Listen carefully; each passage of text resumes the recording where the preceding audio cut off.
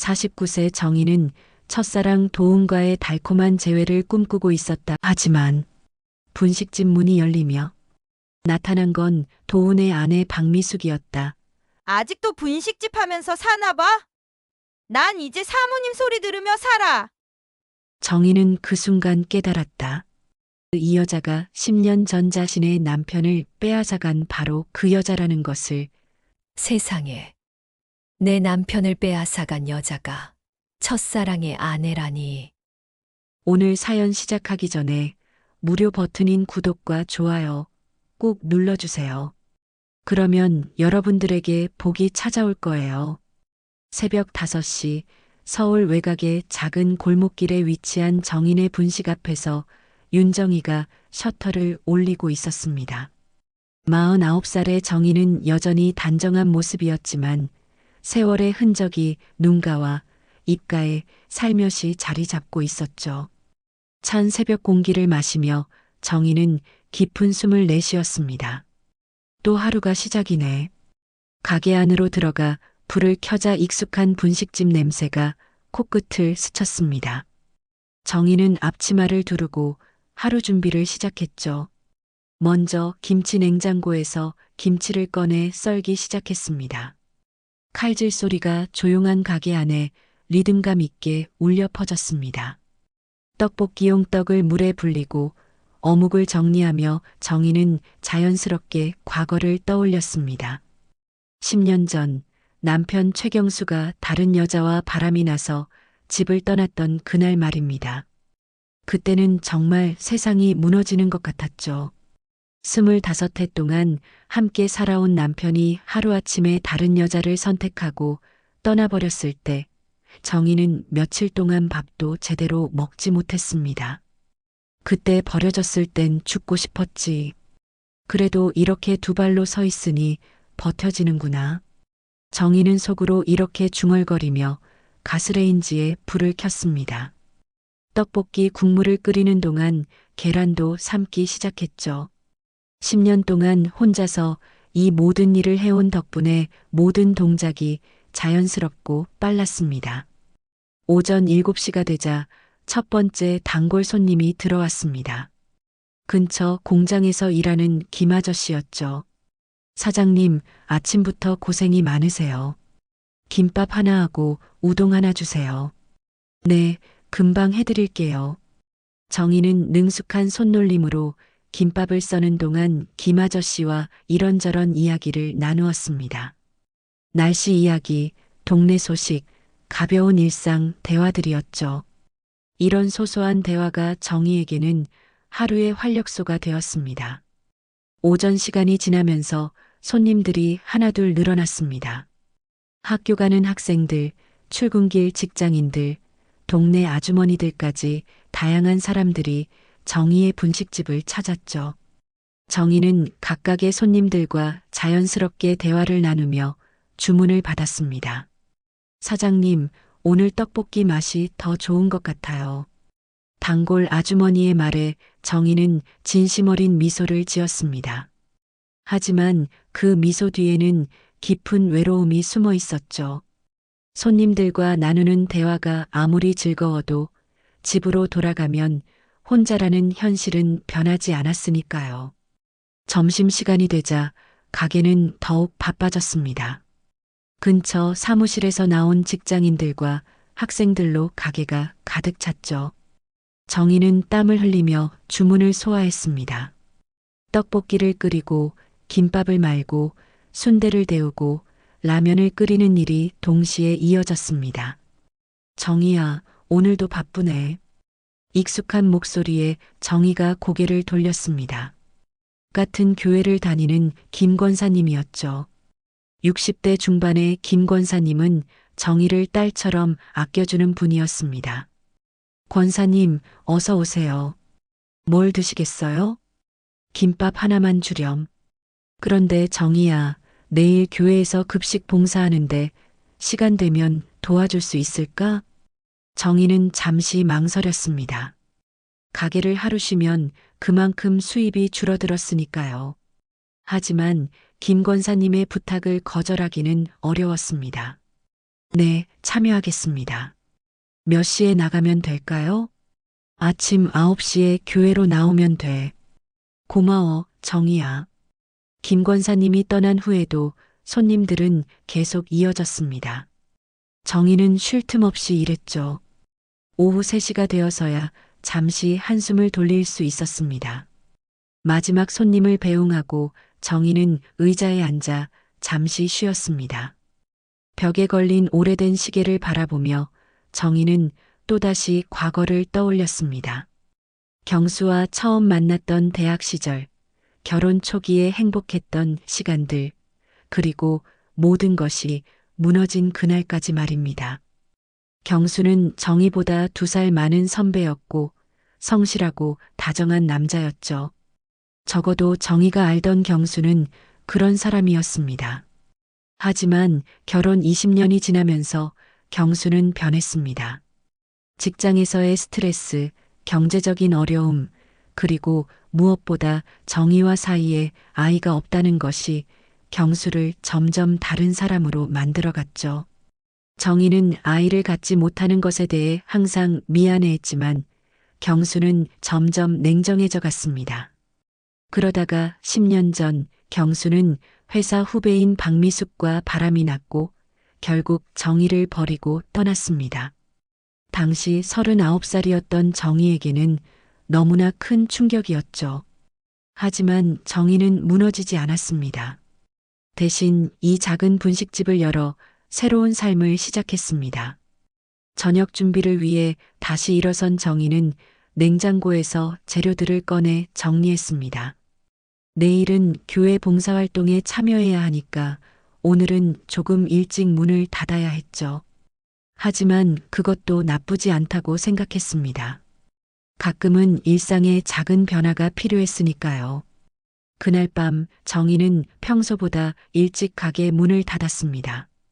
간단한 저녁을 먹고 작은 원룸으로 올라가 샤워를 했습니다. 거울 속 자신의 모습을 보며 정희는 조용히 미소를 지었습니다. 힘들지만 이렇게 살아가고 있는 자신이 대견했죠. 침대에 누워 천장을 바라보며 정희는 생각했습니다. 10년 동안 혼자서 버텨온 자신이 자랑스러웠습니다. 비록 외롭고 힘들었지만 정희는 자신만의 방식으로 삶을 이어가고 있었으니까요. 다음 날 아침 정희는 평소보다 일찍 일어났습니다. 교회 급식 봉사에 참여하기 위해서였죠. 간단히 세수를 하고 단정한 옷차림으로 갈아입은 정희는 거울 속 자신을 바라보며 작은 한숨을 내쉬었습니다. 언제부터인가 외출할 때면 습관적으로 화장을 하게 되었는데 오늘따라 그 이유를 알 수 없었습니다. 왜 이렇게 신경이 쓰이지? 정희는 혼잣말을 중얼거리며 가벼운 화장을 마쳤습니다. 립스틱을 바르고 나서야 마음이 조금 놓였죠. 교회까지 가는 길은 걸어서 15분 정도였습니다. 아침 공기가 상쾌해서 정희의 발걸음도 가벼웠습니다.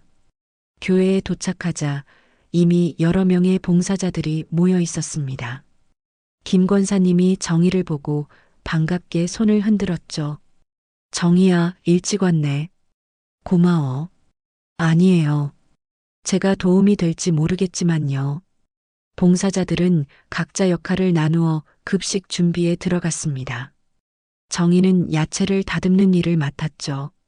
분식집에서 늘 하던 일이라 손놀림이 빨랐습니다. 옆에서 함께 일하던 다른 봉사자들이 감탄했습니다. 정희 집사님, 손이 정말 빠르시네요. 분식집을 하다 보니까 자연스럽게 익숙해졌어요. 시간이 흘러 점심시간이 다가왔습니다. 노숙자들과 어려운 이웃들이 하나둘 식당으로 들어오기 시작했죠. 정희는 배식을 도우며 따뜻한 말 한마디씩 건넸습니다. 이런 봉사활동이 정희에게는 큰 보람이었습니다. 그때 익숙한 목소리가 들려왔습니다.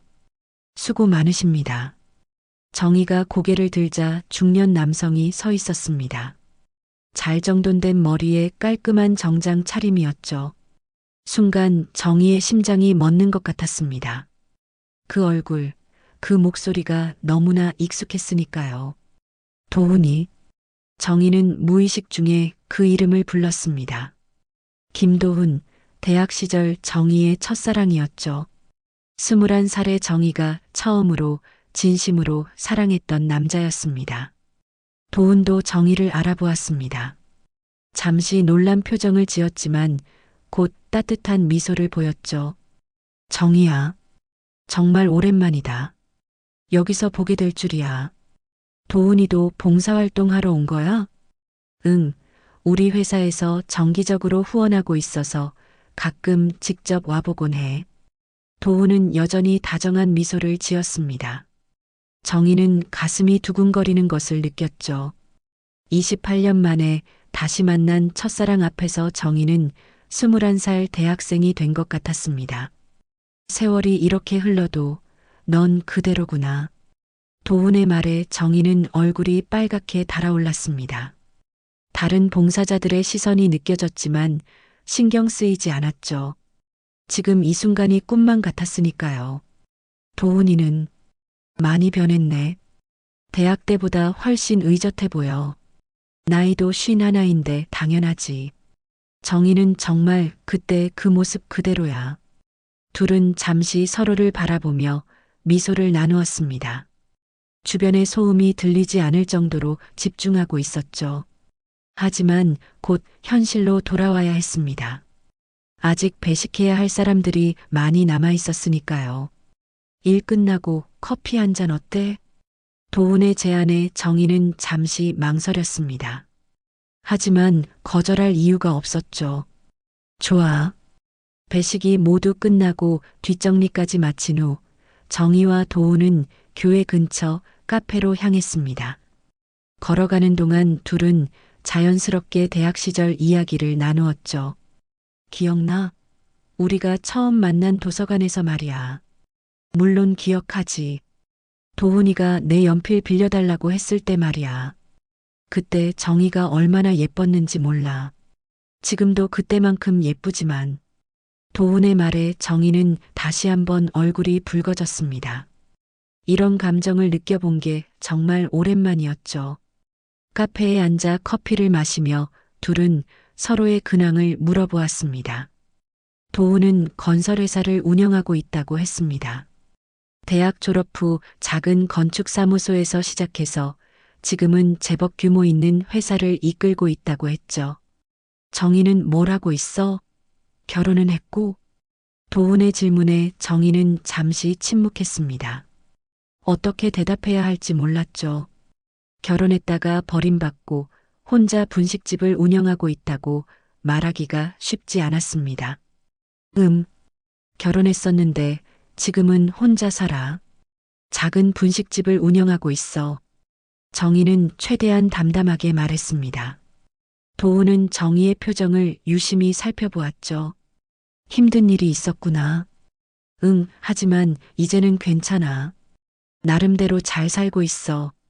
도훈은 정희의 손을 살짝 잡았습니다. 따뜻한 온기가 전해져 왔죠. 고생 많았구나, 정희야. 그 순간 정희는 울컥했습니다. 10년 동안 혼자 버텨온 시간들, 외로웠던 밤들, 힘들었던 순간들이 한꺼번에 떠올랐죠. 하지만 울지는 않았습니다. 도훈 앞에서 약한 모습을 보이고 싶지 않았으니까요. 고마워, 도훈아. 둘은 1시간 넘게 카페에서 대화를 나누었습니다. 대학 시절 추억, 각자의 꿈, 그리고 현재의 삶에 대해 솔직하게 이야기했죠. 정희는 정말 오랜만에 마음 편한 대화를 나누는 기분이었습니다. 하지만 헤어질 시간이 되었습니다. 도훈이 먼저 일어섰죠.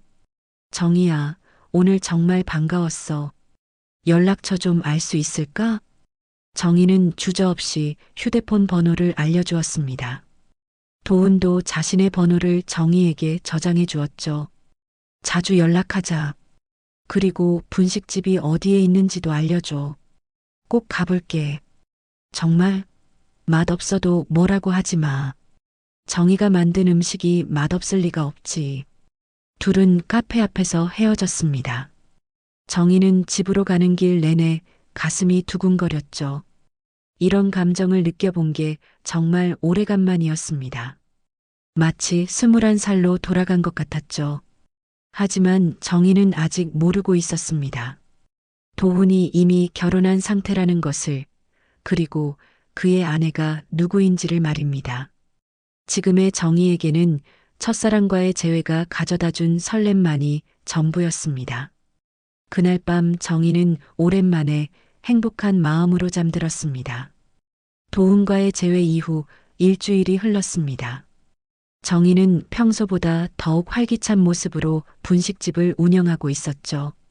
거울을 볼 때마다 자신도 모르게 미소가 지어졌고 단골 손님들도 정희의 변화를 눈치챌 정도였습니다. 사장님, 요즘 뭔가 좋은 일 있으신가 봐요. 표정이 많이 밝아지셨네요. 단골 아주머니의 말에 정희는 살짝 얼굴이 붉어졌습니다. 그런가요? 별일 없는데요. 하지만 정희 자신도 알고 있었습니다. 도훈 때문이라는 것을 말이죠. 매일 밤 휴대폰을 들여다보며 혹시 연락이 올까 기다리는 자신을 발견할 때마다 스스로가 우스꽝스럽기도 했습니다. 그런데 정말로 도훈에게서 연락이 왔습니다. 정희야, 나 도훈이야. 이번 주 토요일에 교회에서 또 행사가 있대. 같이 참여하지 않을래? 정희는 가슴이 두근거렸습니다. 도훈이 먼저 연락을 해왔다는 사실만으로도 충분히 기뻤죠. 좋아, 몇 시에 만날까? 9시에 교회에서 만나자. 토요일이 되자 정희는 평소보다 더욱 정성스럽게 준비했습니다. 옷장에서 가장 예쁜 옷을 골라 입고 화장도 평소보다 신경 써서 했죠. 거울 속 자신을 보며 정희는 만족스러운 미소를 지었습니다. 교회에 도착하자 도훈이 이미 와서 기다리고 있었습니다. 정희를 보자 환한 미소를 보이며 손을 흔들었죠. 일찍 왔네. 응, 너무 늦으면 안 될 것 같아서. 오늘의 행사는 독거노인 분들께 도시락을 배달하는 봉사활동이었습니다. 여러 명의 봉사자들이 팀을 나누어 각각 다른 지역을 담당했죠. 다행히 정희와 도훈은 같은 팀이 되었습니다. 도시락을 들고 첫 번째 집을 방문했을 때 할머니가 반갑게 맞이해 주셨습니다. 고맙습니다. 젊은 부부분들아. 할머니의 말에 정희와 도훈은 서로를 쳐다보며 당황했습니다. 하지만 굳이 정정하지는 않았죠. 왠지 기분이 좋았으니까요. 두 번째, 세 번째 집을 돌면서 정희와 도훈은 자연스럽게 대화를 나누었습니다. 도훈은 정희의 분식집에 대해 많은 관심을 보였죠. 정말 언제 한번 가보고 싶어? 정희가 만든 떡볶이 맛이 어떨지 궁금해. 언제든 와. 단골 손님들이 맛있다고 하던데.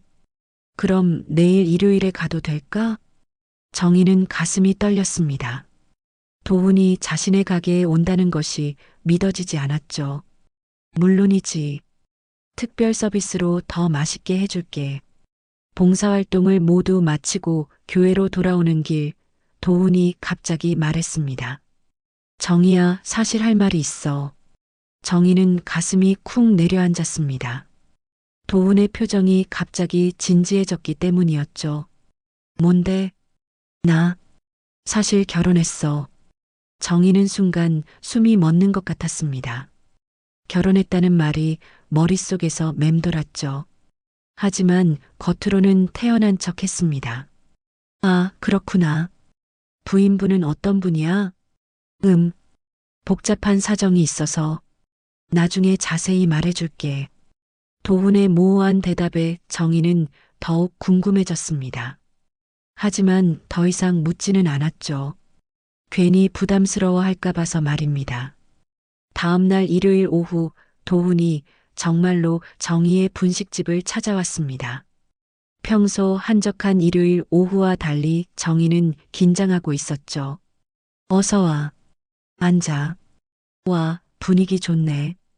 정말 아늑해. 도훈은 가게 안을 둘러보며 감탄했습니다. 정희는 특별히 신경 써서 떡볶이와 김밥을 만들어 주었죠. 맛 좀 봐. 도훈이 떡볶이를 한 젓가락 먹고는 눈을 크게 떴습니다. 진짜 맛있다. 이런 떡볶이는 처음 먹어본 것 같아. 정희는 도훈의 칭찬에 기뻐했습니다. 그런데 그때 가게 문이 열리면서 한 여자가 들어왔습니다. 40대 후반으로 보이는 여자였는데 화장을 진하게 하고 비싼 옷을 입고 있었죠. 여보. 여자가 도훈을 부르는 순간 정희는 깨달았습니다. 저 여자가 도훈의 아내라는 것을 말이죠. 미수가. 도훈의 목소리에서 당황함이 묻어났습니다. 박미숙이라고 소개한 그 여자는 정희를 보더니 날카로운 눈빛을 보냈죠. 정희는 그 순간 온몸이 얼어붙는 것을 느꼈습니다. 박미숙, 그 이름이 너무나 익숙했으니까요. 10년 전 자신의 남편 경수와 바람을 피웠던 바로 그 여자였습니다. 안녕하세요. 정희는 겨우 인사를 했습니다. 목소리가 떨리는 것을 숨기려고 애썼죠. 미숙은 정희를 위아래로 훑어보더니 비웃는 듯한 표정을 지었습니다. 아직도 분식집 하면서 사나봐? 참 대단하네. 미숙의 말투에는 명백한 무시가 담겨 있었습니다. 정희는 주먹을 꽉 쥐었지만 참았죠. 네, 잘 살고 있어요. 난 이제 사모님 소리 들으면서 살아. 우리 회사 직원들이 모두 깍듯하게 대해주거든. 미숙은 의도적으로 자신의 지위를 자랑했습니다. 도훈은 어색한 표정으로 중간에서 난처해했죠. 미숙아, 그만. 뭐가 그만? 사실대로 말한 건데. 아, 맞다. 예전에 어디서 본 것 같은데? 미숙이 정희를 다시 유심히 보더니 갑자기 눈빛이 변했습니다. 마치 무언가를 기억해낸 것 같았죠. 혹시 최경수 부인 아니었나? 정희의 얼굴이 하얗게 변했습니다. 미숙이 경수를 언급하는 순간 모든 것이 명확해졌죠. 맞네. 최경수 부인이었잖아. 세상 참 좁다. 미숙은 마치 재미있는 우연을 발견한 것처럼 웃었습니다. 하지만 그 웃음에는 악의가 가득했죠. 정희는 숨이 막혔습니다. 세상에 이런 일이 있을 수 있을까요? 자신의 남편을 빼앗아간 여자가 첫사랑의 아내라니. 도훈은 상황을 이해하지 못하고 있었지만 분위기가 이상하다는 것은 느꼈습니다. 정희야, 무슨 일이야? 도훈이 걱정스럽게 물었지만 정희는 대답할 수 없었습니다. 목구멍이 막힌 것 같았으니까요. 미숙은 도훈의 팔을 끼며 말했습니다. 여보, 집에 가자. 여기 있을 이유 없잖아. 도훈은 정희를 걱정스럽게 바라봤지만 미숙의 재촉에 못 이겨 일어섰습니다. 정희야, 미안해. 나중에 연락할게. 두 사람이 나간 후 정희는 의자에 주저앉았습니다. 온몸이 떨렸고 눈앞이 캄캄했죠. 세상에, 내 남편을 빼앗아간 여자가 첫사랑의 아내라니. 정희는 이 잔인한 운명 앞에서 무력감을 느꼈습니다. 다시 찾아온 사랑의 설렘은 한순간에 절망으로 바뀌었죠. 그날 밤 정희는 잠을 이룰 수 없었습니다. 미숙의 얼굴이 계속 머릿속에 맴돌았죠. 10년 전 경수와 함께 자신 앞에 나타나 이혼을 요구했던 그 여자, 그리고 오늘 도훈의 팔짱을 끼고 자랑스럽게 웃던 그 여자가 같은 사람이라는 현실이 받아들여지지 않았습니다. 어떻게 이런 일이? 정희는 천장을 바라보며 한숨을 내쉬었습니다. 운명이 자신을 두 번이나 같은 여자에게 무릎 꿇게 만들었다는 생각에 분노가 치밀어 올랐죠. 다음 주 월요일 정희는 평소와 다름없이 분식집 문을 열었습니다. 하지만 마음은 복잡했죠. 도훈에게서 연락이 올까봐 기대하면서도 두려웠습니다. 미숙이 도훈에게 어떤 말을 했을지 상상만 해도 끔찍했으니까요. 오후가 되자 정말로 도훈에게서 전화가 왔습니다. 정희야, 어제 일에 대해서 얘기할 수 있을까? 시간 되면 만나자. 정희는 잠시 망설였지만 결국 만나기로 했습니다. 교회 근처 공원에서 만나자고 했죠. 공원 벤치에 앉은 도훈의 표정은 어둡기만 했습니다. 정희를 보자마자 고개를 숙였죠. 정희야, 정말 미안해. 어제 미숙이 무례하게 굴었지? 괜찮아. 그런데 미숙 씨가 나에 대해서 뭐라고 했어? 도훈은 한참 동안 입을 열지 못했습니다. 그러다가 어렵게 말을 꺼냈죠. 미숙이가 너 남편과 자기가 사귀었다고 했어. 그래서 너희가 이혼했다고. 정희는 가슴이 철렁 내려앉았습니다. 예상했던 일이지만 직접 듣게 되니까 더욱 참담했죠. 맞아. 내 남편 경수와 미숙이가 바람을 피웠고 그래서 우리가 헤어졌어. 정희야. 도훈은 정희의 손을 잡으려 했지만 정희가 손을 뺐습니다. 도훈아, 우리 이제 만나지 말자. 왜? 과거 일 때문에? 과거 일이 아니야. 미숙이는 지금 내 아내고 나는 그 여자 때문에 인생이 망가진 사람이야. 이런 관계로는 아무것도 할 수 없어. 도훈은 절망적인 표정을 지었습니다. 하지만 정희의 말이 틀리지 않다는 것을 알고 있었죠. 정희야, 나도 미숙과의 결혼이 행복하지 않아. 사실 사업상 필요에 의한 결혼이었거든. 그래도 결혼은 결혼이잖아. 정희는 냉정하게 말했습니다. 더 이상 상처받고 싶지 않았으니까요. 그날 이후 일주일 동안 도훈은 계속 정희에게 연락을 시도했습니다. 전화도 하고 문자도 보냈지만 정희는 모두 외면했죠. 하지만 마음속으로는 도훈이 그리웠습니다. 짧은 기간이었지만 도훈과 함께했던 시간들이 정희에게는 소중했으니까요.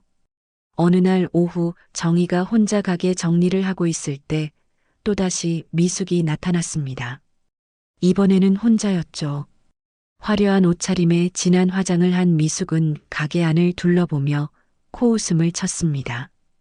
여전히 초라하네. 미숙은 의자에 앉더니 정희를 올려다봤습니다. 떡볶이 하나 주세요. 정희는 마지못해 떡볶이를 끓이기 시작했습니다. 미숙은 그 모습을 보며 만족스러운 표정을 지었죠. 있잖아, 우리 좀 얘기해야 할 것 같은데? 무슨 얘기요? 내 남편 말이야. 요즘 이상해졌거든. 너 때문인 것 같은데? 정희는 가스레인지 앞에서 등을 돌린 채 대답했습니다. 저는 도훈 씨와 아무 사이도 아니에요. 그래. 그런데 왜 자꾸 전화를 하고 문자를 보내는 거야? 미숙의 목소리에 날카로움이 섞여 있었습니다. 정희는 떡볶이를 그릇에 담아 미숙 앞에 놓았죠. 그건 저도 어쩔 수 없는 일이에요. 어쩔 수 없다고? 받지 않으면 되잖아. 받지 않고 있어요. 미숙은 젓가락으로 떡볶이를 찍어 먹으며 정희를 노려봤습니다. 맛없네. 경수가 왜 이런 음식 먹는 여자를 좋아했는지 모르겠어. 정희는 참고 있었지만 미숙의 말이 점점 도를 넘어서고 있었습니다. 경수는 지금 어떻게 살고 있나요? 정희가 조심스럽게 물었지만 미숙은 비웃기만 했습니다. 궁금해? 그 인간 나한테도 버림받아서 노숙자 신세야. 자업자득이지 뭐. 노숙자요? 응. 도훈이랑 결혼하고 나서 바로 쫓아냈거든. 쓸모없는 인간이니까. 미숙은 아무렇지도 않게 말했습니다. 마치 벌레 한 마리 죽인 것처럼 말이죠. 정희는 경수에 대한 복잡한 감정이 올라왔습니다. 미워하지만 불쌍하기도 했죠. 있잖아, 윤정희. 미숙이 정희의 이름을 또박또박 부르며 일어섰습니다. 내 남편한테서 손 떼. 안 그러면 너도 경수처럼 만들어줄 수 있어. 협박하는 거예요? 협박이 아니라 경고야. 나한테 맞서면 어떻게 되는지 경수를 보고도 모르겠어? 미숙은 떡볶이 값을 테이블에 던져놓고 나갔습니다. 정희는 떨리는 손으로 돈을 주워 담았죠. 그날 밤 정희는 도훈에게 문자를 보냈습니다. 도훈아, 정말로 이제 연락하지 마. 우리 둘 다 힘들어질 뿐이야. 도훈의 답장은 곧바로 왔습니다. 정희야, 미숙이 뭔가 했니? 내가 해결할게. 아니야. 그냥 내 마음이야. 부탁이니까 연락하지 마. 정희는 더 이상 답장을 보지 않았습니다. 휴대폰을 서랍 깊숙이 넣어버렸죠. 며칠 후 정희는 김 권사님을 만났습니다. 김 권사님은 정희의 침울한 표정을 보고 걱정했죠. 정희야, 무슨 일 있니? 요즘 표정이 안 좋은데. 아무것도 아니에요, 권사님. 거짓말. 권사님이 누군지 알잖아. 얘기해봐. 정희는 한참 망설이다가 결국 모든 것을 털어놓았습니다. 도훈과의 재회, 미숙과의 얽힌 과거, 그리고 현재의 복잡한 상황까지 말이죠. 김 권사님은 정희의 이야기를 끝까지 들었습니다. 그리고 한숨을 깊게 쉬었죠. 정희야, 참 기가 막힌 인연이구나. 하지만 너는 잘못한 게 없어. 당당하게 살아. 어떻게 당당하게 살아요? 모든 게 꼬여버렸는데. 지금은 힘들겠지만 시간이 해결해 줄 거야. 그리고 정희야, 내가 행복할 권리가 있어. 김 권사님의 위로는 정희에게 작은 힘이 되었습니다. 하지만 여전히 마음은 복잡했죠. 미숙의 위협적인 말들이 계속 머릿속을 맴돌았습니다. 그날 밤 정희는 거울을 보며 자신에게 다짐했습니다. 이제 정말 끝이야. 더 이상 상처받지 않겠어. 하지만 운명은 정희의 다짐을 비웃기라도 하듯 또 다른 시련을 준비하고 있었습니다. 그로부터 2주가 지난 어느 날 새벽 정희는 평소와 같이 분식집 문을 열기 위해 나왔습니다. 그런데 가게 앞 계단에 낡은 봉투 하나가 놓여 있었죠. 누가 놓고 갔는지 알 수 없는 봉투였습니다. 정희는 조심스럽게 봉투를 집어들었습니다. 봉투는 생각보다 묵직했고 안에 뭔가 들어있다는 것을 느낄 수 있었죠. 정희는 가게 안으로 들어가 불을 켠 후 봉투를 열어보았습니다. 안에는 여러 장의 서류와 편지 한 통이 들어 있었습니다. 서류를 펼쳐본 순간 정희는 숨이 멎을 것 같았죠. 도훈의 이름이 적힌 계약서였고 날인까지 되어 있었습니다. 자세히 보니 도훈의 회사 부동산과 자산을 담보로 한 대출 계약서였죠. 이게 뭐지? 정희는 당황하며 편지를 펼쳤습니다. 삐뚤빼뚤한 글씨로 쓰여진 편지를 보는 순간 정희의 손이 덜덜 떨리기 시작했습니다. 정희야, 나 경수다. 편지는 이렇게 시작되었습니다. 정희는 의자에 주저앉으며 편지를 계속 읽었죠. 정희야, 나를 용서해달라는 말은 감히 못하겠다. 나는 너무나 큰 죄를 지었으니까. 미숙한테도 버림받아 지금은 노숙자 신세로 살고 있다. 추위와 굶주림 속에서 매일 내 얼굴이 떠올라. 내가 널 얼마나 사랑했는지, 그리고 얼마나 바보 같은 짓을 했는지 이제야 깨달았어. 정희의 눈가에 눈물이 맺혔습니다.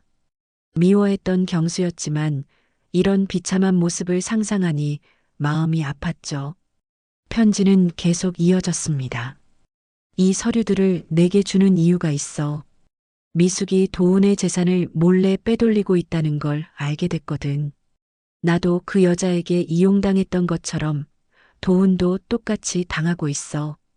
이 계약서들은 모두 미숙이 도훈 몰래 만든 거야. 도훈의 도장을 위조해서 말이야. 정희는 손을 떨며 계약서들을 다시 살펴봤습니다. 분명히 도훈의 이름과 도장이 찍혀 있었지만 뭔가 어색한 느낌이 들었죠. 미숙은 도훈과 결혼한 이유도 그의 재산 때문이었어. 나를 버리고 도훈에게 간 것도 나한테서 받은 정보로 도훈에게 접근한 거였거든. 정희야, 미안해. 내가 너를 배신했을 뿐만 아니라 내 첫사랑까지 위험에 빠뜨렸구나. 편지의 마지막 부분을 읽을 때 정희는 충격을 받았습니다.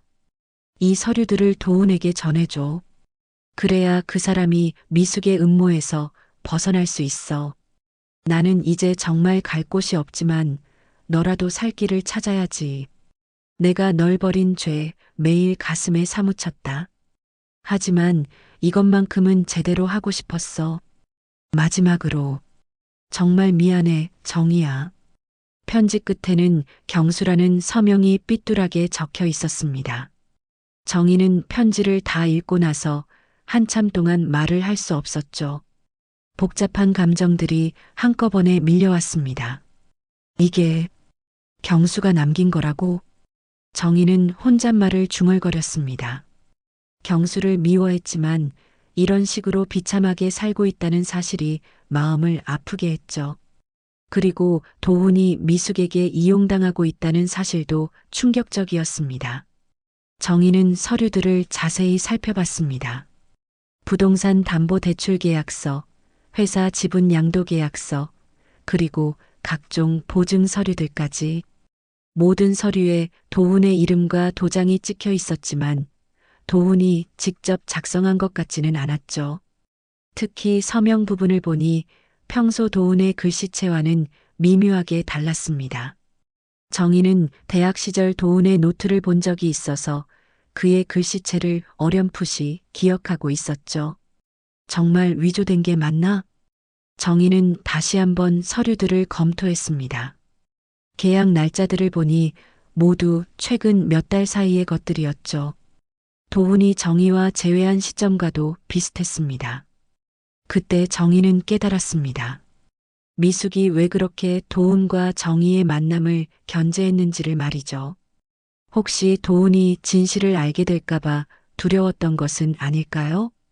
정희는 고민에 빠졌습니다. 이 서류들을 도훈에게 보여줘야 할지 말아야 할지 결정하기 어려웠죠. 도훈과 연락을 끊기로 다짐했지만 그가 위험에 처해 있다면 모른 척 할 수만은 없었습니다. 한편으로는 경수에 대한 복잡한 감정도 있었습니다. 자신을 배신하고 떠났던 남편이지만 마지막에 이런 식으로라도 도움을 주려 한다는 것이 씁쓸했죠. 경수, 내가 용서를 빌 자격은 없어. 하지만 정희는 편지를 다시 읽어봤습니다. 경수의 후회와 절망이 글씨 하나하나에서 느껴졌죠. 노숙자가 되어서까지 이런 편지를 쓴다는 것이 얼마나 절망적인 상황인지 짐작할 수 있었습니다. 그날 오후 정희는 계속 고민했습니다. 손님들을 대하면서도 마음은 온통 그 서류들과 편지에 가 있었죠. 김밥을 말면서도 떡볶이를 끓이면서도 계속 생각에 잠겨 있었습니다. 사장님, 뭔가 고민 있으세요? 오늘따라 표정이 어두워 보이는데. 단골 아주머니의 말에 정희는 깜짝 놀랐습니다. 아, 아니에요. 괜찮아요. 하지만 정희의 마음은 전혀 괜찮지 않았습니다. 도훈을 지켜야 할지 아니면 그냥 모른 척 해야 할지 결정할 수 없었죠. 저녁이 되자 정희는 결심을 굳혔습니다. 도훈에게 연락해서 만나자고 하기로 한 거죠. 미숙이 뭐라고 하든 협박을 하든 상관없었습니다. 도훈이 사기를 당하고 있다면 알려줘야 했으니까요. 정희는 휴대폰을 꺼내 도훈의 번호를 찾았습니다. 한참 망설이다가 결국 전화를 걸었죠. 여보세요? 도훈의 목소리가 들렸을 때 정희의 가슴이 두근거렸습니다. 도훈아, 나 정희야. 정희야, 정말 오랜만이다. 어떻게 만나서 얘기할 게 있어. 중요한 일이야. 도훈은 잠시 망설였습니다. 미숙이 뭐라고 할지 걱정되었겠지만 정희의 목소리에서 급함을 느꼈죠. 알겠어. 어디서 만날까? 공원에서 만나자. 내일 저녁 8시에. 전화를 끊고 나서 정희는 깊은 숨을 쉬었습니다. 이제 돌이킬 수 없는 길로 들어선 것 같았죠. 하지만 후회하지 않았습니다. 진실을 밝히는 것이 옳다고 생각했으니까요. 다음 날 저녁 정희는 약속 시간보다 일찍 공원에 도착했습니다. 경수가 남긴 서류들을 가방에 넣고 벤치에 앉아 도훈을 기다렸죠. 마음이 복잡했습니다. 이 서류들을 보여주면 도훈과 미숙의 관계는 완전히 끝날 것이고, 그렇다면 자신과 도훈 사이에는 어떤 일이 벌어질까요? 정희야. 도훈의 목소리에 정희가 고개를 돌렸습니다. 도훈은 평소보다 어두운 표정으로 다가오고 있었죠. 벤치에 앉으며 도훈이 말했습니다. 갑자기 연락해서 놀랐어. 무슨 중요한 일이야? 정희는 잠시 망설였습니다. 한번 말하면 모든 것이 바뀔 텐데 정말 이래도 되는 걸까요? 하지만 도훈이 속고 있다는 사실을 모른 척 할 수는 없었습니다. 도훈아, 미숙이에 대해서 아는 게 있어. 도훈의 표정이 굳어졌습니다. 미숙이가 뭐? 정희는 가방에서 서류들을 꺼냈습니다. 그리고 경수의 편지도 함께 꺼내 도훈에게 건넸죠. 이걸 먼저 읽어봐. 도훈은 편지를 받아들고 읽기 시작했습니다. 편지를 읽는 동안 도훈의 얼굴은 점점 어두워졌죠. 특히 자신의 재산이 위험하다는 부분을 읽을 때는 얼굴이 하얗게 변했습니다. 이게 정말이야? 서류를 봐. 내 이름으로 된 계약서들이야. 도훈은 서류들을 하나씩 펼쳐보기 시작했습니다. 첫 번째 서류를 보는 순간 도훈의 눈이 커졌죠. 이건 내가 서명한 적이 없는데. 두 번째, 세 번째 서류를 보면서 도훈의 표정은 더욱 굳어졌습니다. 특히 자신의 회사 지분을 담보로 한 대출 계약서를 볼 때는 손이 떨렸죠. 이 계약서대로라면 내 회사 지분의 절반이 담보로 잡혀 있어. 그런데 나는 이런 계약을 한 적이 없다고. 정희는 도훈의 반응을 지켜보며 말했습니다. 경수 말로는 미숙이가 내 도장을 위조해서 만든 거래. 위조? 도훈은 서류들을 다시 자세히 살펴봤습니다. 자신의 서명을 유심히 보더니 고개를 끄덕였죠. 맞아. 이건 내 글씨체가 아니야. 비슷하게 따라 쓴 것 같지만 확실히 달라. 도훈은 주먹을 꽉 쥐었습니다. 분노가 치밀어 오르는 것을 느꼈죠. 그럴 리가 없다고 생각했는데 미숙이 날 철저히 속였구나. 도훈아, 이게 다가 아닐 거야. 경수 말로는 미숙이가 처음부터 내 재산을 노리고 접근한 거래. 도훈은 머리를 감싸며 한숨을 깊게 쉬었습니다. 어떻게 이런 일이. 나는 정말 바보였구나. 정희는 도훈의 어깨에 손을 올렸습니다.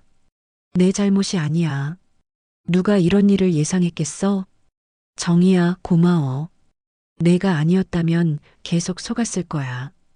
그때 도훈의 휴대폰이 울렸습니다. 미숙에게서 온 전화였죠. 여보, 어디야? 집에 언제 와? 곧 갈게. 누구랑 있는 거야? 목소리가 이상한데? 도훈은 정희를 바라보며 대답했습니다. 회사 일로 밖에 있어. 그럼 빨리 와. 중요한 얘기가 있거든. 전화를 끊고 도훈이 정희에게 말했습니다. 집에 가서 미숙을 추궁해야겠어. 위험하지 않을까? 미숙이가 어떻게 나올지 몰라. 괜찮아. 증거도 있잖아. 도훈은 서류들을 다시 정리하며 말했습니다. 정희야, 정말 고마워. 내가 없었다면 내 인생이 완전히 망가졌을 거야. 경수가 마지막에 제대로 된 일을 한 것 같아. 정희는 복잡한 표정으로 말했습니다. 경수에 대한 감정이 여전히 정리되지 않았거든요. 정희야, 나도 그 사람한테 미안해. 미숙 때문에 너한테도 상처를 준 셈이니까. 이제 그런 얘기는 하지 마.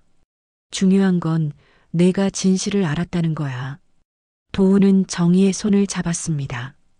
정희야, 이 일이 끝나면 우리 다시 시작할 수 있을까? 정희는 잠시 망설였습니다. 마음으로는 도훈을 원했지만 아직 확신이 서지 않았죠. 먼저 미숙과의 일부터 정리해. 그 다음에 생각해보자. 도훈은 고개를 끄덕였습니다. 그리고 일어서며 말했죠. 집에 가서 미숙과 끝장을 낼 거야. 더 이상 속을 수 없어. 조심해. 미숙이 뭘 할지 몰라. 걱정 마. 내일 연락할게. 도훈이 떠나고 정희는 혼자 벤치에 앉아 있었습니다. 과연 도훈이 미숙과 어떤 대화를 나눌까요? 그리고 미숙은 어떻게 반응할까요? 정희는 불안했습니다. 미숙이 순순히 인정할 리가 없었으니까요. 오히려 더 악랄하게 나올 수도 있었죠. 경수를 노숙자로 만든 것처럼 도훈에게도 해를 가할 수 있었습니다. 그날 밤 정희는 잠을 이루지 못했습니다. 도훈이 걱정되었고 한편으로는 경수에 대한 생각도 계속 떠올랐죠. 그 비참한 편지를 쓸 때 경수의 심정은 어땠을까요? 다음 날 아침 정희는 평소보다 더 일찍 가게 문을 열었습니다. 도훈에게서 연락이 올까봐 휴대폰을 수시로 확인했죠. 오전 10시쯤 드디어 도훈에게서 전화가 왔습니다. 정희야, 큰일 났어. 도훈의 목소리는 절망적이었습니다. 뭔 일이야? 미숙이 도망갔어. 그리고 내 통장에서 돈도 다 빼갔고. 정희는 가슴이 철렁 내려앉았습니다. 언제부터 없어졌는데? 어젯밤에 추궁했더니 처음에는 발뺌하더니 나중에는 아예 개기더라고. 그러더니 새벽에 사라졌어. 경찰에 신고했어? 지금 신고하러 가는 길이야. 정희야, 미안해. 내가 경고해줬는데 너무 늦었나 봐. 정희는 한숨을 쉬었습니다. 예상했던 일이지만 실제로 일어나니까 답답했죠. 지금 어디야? 내가 갈게. 경찰서야. 고마워, 정희야. 정희는 급히 가게 문을 닫고 경찰서로 향했습니다. 도훈이 혼자서 이 모든 일을 감당하기에는 너무 힘들 것 같았거든요. 경찰서에서 만난 도훈은 완전히 지쳐 보였습니다. 하룻밤 사이에 몇 살은 더 늙어 보였죠. 정희야, 정말 고마워. 이런 상황에서도 와줘서. 당연한 거야. 혼자 감당하기 힘들잖아. 경찰은 도훈의 신고를 접수하고 수사에 들어갔지만 미숙을 찾는 일은 쉽지 않을 것 같았습니다. 이미 충분히 준비하고 도망간 것 같았으니까요. 그날 오후 도훈과 정희는 카페에 앉아 앞으로의 일을 의논했습니다. 회사 지분은 어떻게 될까? 변호사와 상담해 봐야겠어. 위조된 계약서니까 무효로 만들 수 있을 거야. 다행이야. 그나마 늦지 않았네. 도훈은 정희를 바라보며 말했습니다. 정희야, 너 없었으면 정말 큰일 날 뻔했어. 어떻게 보답해야 할지. 보답은 무슨. 우리 사이잖아. 정희의 말에 도훈은 희망적인 표정을 지었습니다. 그럼 우리 정말 다시 시작할 수 있는 거야? 정희는 잠시 망설이다가 고개를 끄덕였습니다. 응, 이제 아무것도 우리를 가로막을 게 없으니까. 미숙이 도망간 지 일주일이 지났습니다. 도훈은 변호사와 함께 위조된 계약서들을 무효화하는 작업에 매달리고 있었고 경찰은 미숙의 행방을 추적하고 있었죠. 하지만 미숙은 마치 증발한 것처럼 흔적을 찾을 수 없었습니다. 그날 오후 도훈이 정희의 분식집에 찾아왔습니다. 며칠 사이에 얼굴이 많이 수척해져 있었죠. 어떻게 된 거야? 정희가 걱정스럽게 물었습니다. 변호사가 말하길 계약서 무효화는 가능한데 시간이 좀 걸릴 것 같다고 해. 그런데 도훈은 말을 멈추고 망설였습니다. 뭔데? 미숙이 가져간 돈이 생각보다 많아. 회사 운영자금까지 건드린 것 같아서 당분간 어려울 것 같아. 정희는 도훈의 어깨를 다독여 주었습니다.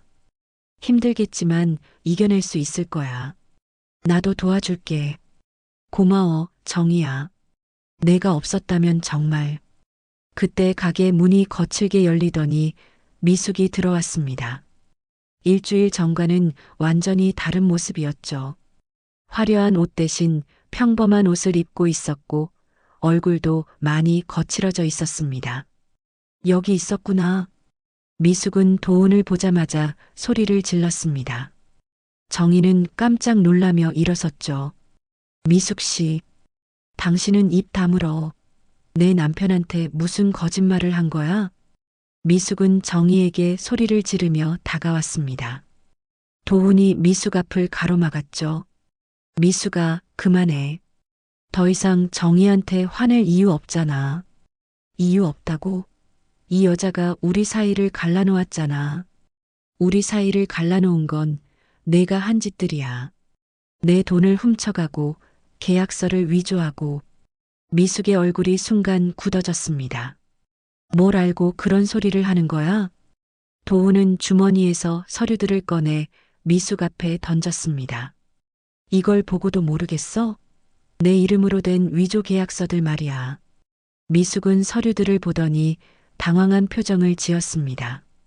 하지만 곧 뻔뻔한 표정으로 바뀌었죠. 위조라니 당신이 직접 서명한 거잖아. 거짓말하지 마. 내 글씨체도 아니고 나는 이런 계약을 한 적이 없어.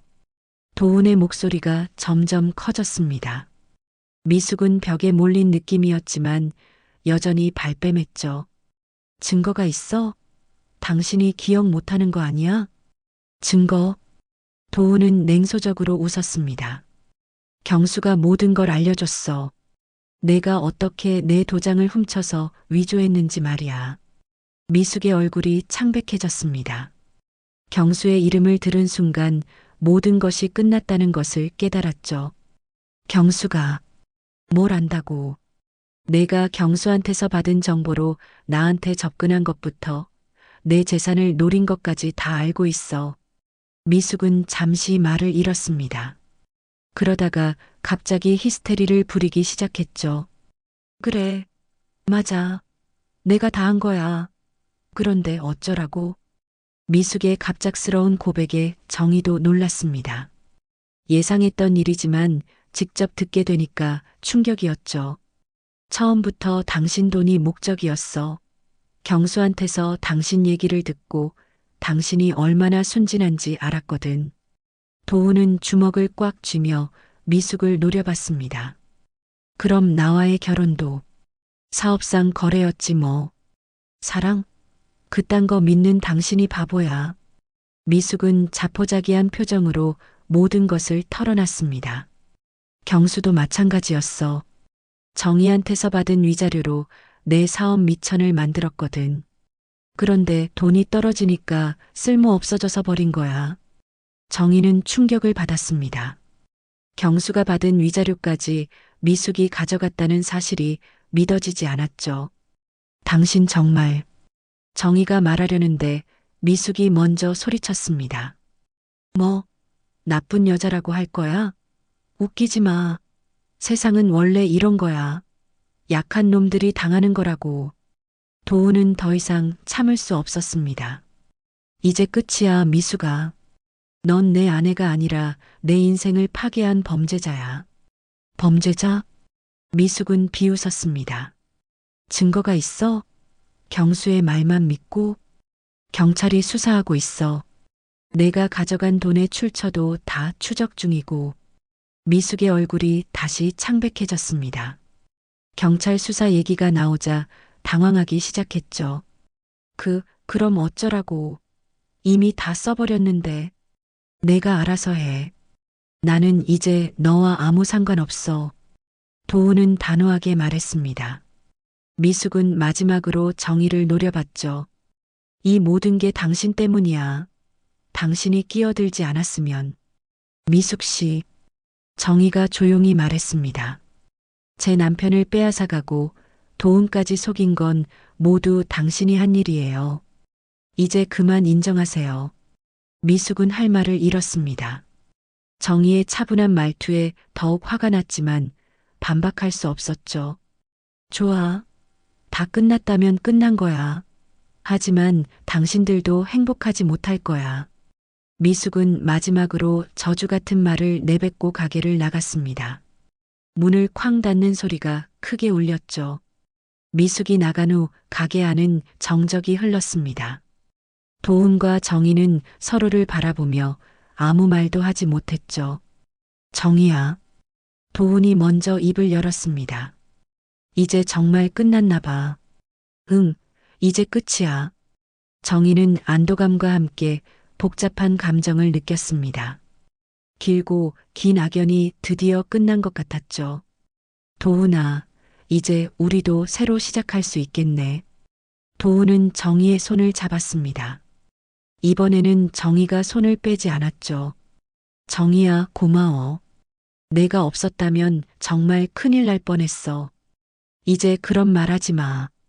우리 앞으로만 생각하자. 그날 저녁 도훈은 경찰서에 미숙과의 대화 내용을 신고했습니다. 미숙이 직접 자백한 내용들이 수사에 큰 도움이 될 것 같았죠. 며칠 후 미숙은 결국 경찰에 체포되었습니다. 도훈뿐만 아니라 다른 사람들도 속인 혐의까지 추가로 밝혀졌죠.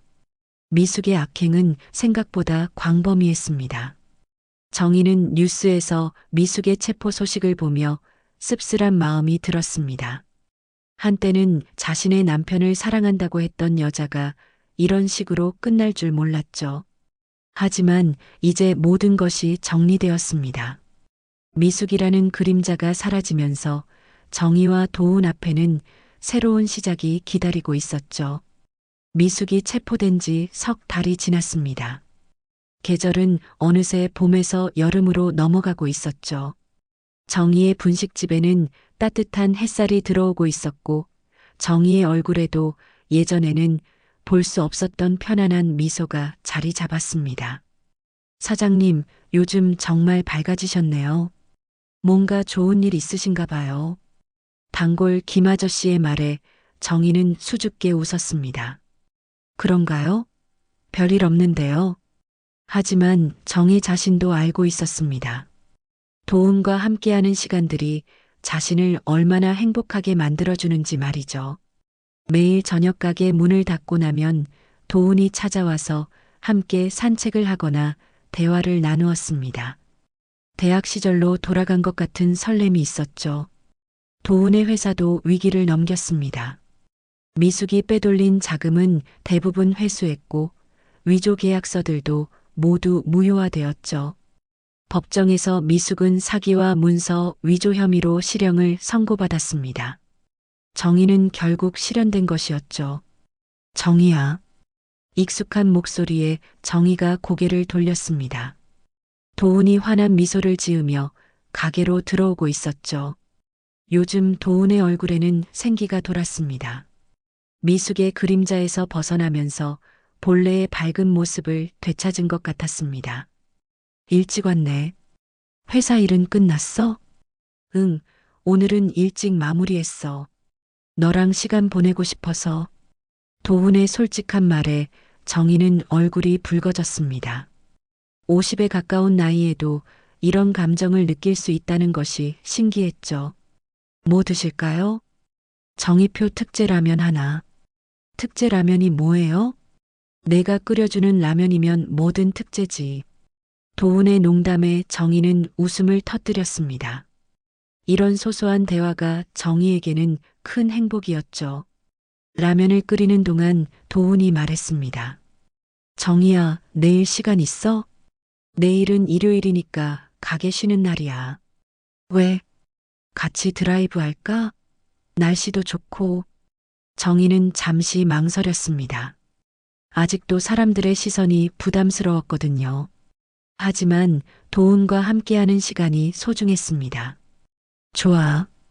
어디로 갈 건데? 바닷가는 어때? 오랜만에 바다도 보고. 바다. 정희는 언제 마지막으로 바다를 봤는지 기억이 나지 않았습니다. 경수와 헤어진 후로는 여행다운 여행을 한 적이 없었거든요.